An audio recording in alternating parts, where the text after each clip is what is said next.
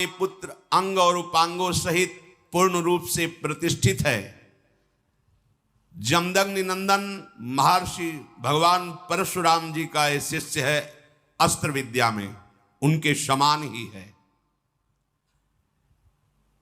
मैंने पूर्ण करके इस पुत्र को तुम्हें दिया है।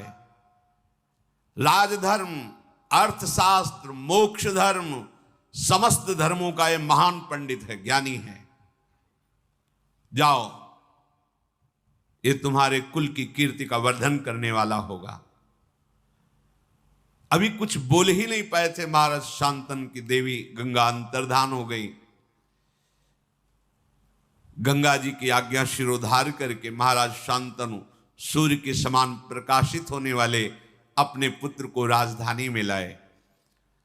हस्तिनापुर अमरावती के समान सुंदर देवराज इंद्र की राजधानी अमरावती। जे ही संपूर्ण प्रजा को पता चला कि शांतनु का अष्टम पुत्र जो गंगा जी ले गई थी वापस आया है, संपूर्ण प्रजा में आनंद की लहर दौड़ गई।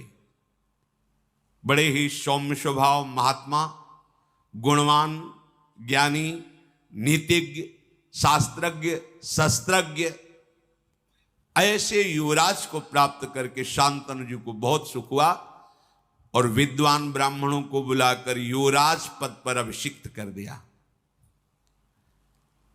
अति पराक्रमी पुत्र को प्राप्त करके पिता शांतनु को अपार सुख हो रहा है कि अब मेरा जीवन आनंद में, राज्यभार संभालेगा और अपना जीवन में भजन करके समाप्त करूंगा, क्योंकि अब कोई कामना नहीं रह गई। पर सावधान रहना चाहिए, साधक को सावधान रहना चाहिए। हृदय की स्थिति ऐसी होने पर भी कि मेरे पर कोई कामना का प्रभाव नहीं पड़ेगा, ऐसा कभी नहीं सोचना चाहिए। जब तक शरीर में श्वास है तब तक साधक को कभी अपने को सिद्ध समझकर मनमानी बर्ताव नहीं करना चाहिए, क्योंकि जिनके चरणों का आश्रय लेकर तुम चल रहे हो ये उनका प्रताप है। अगर अहम आ गया तो उन्हीं के चरणों की शक्ति से बलवान माया है।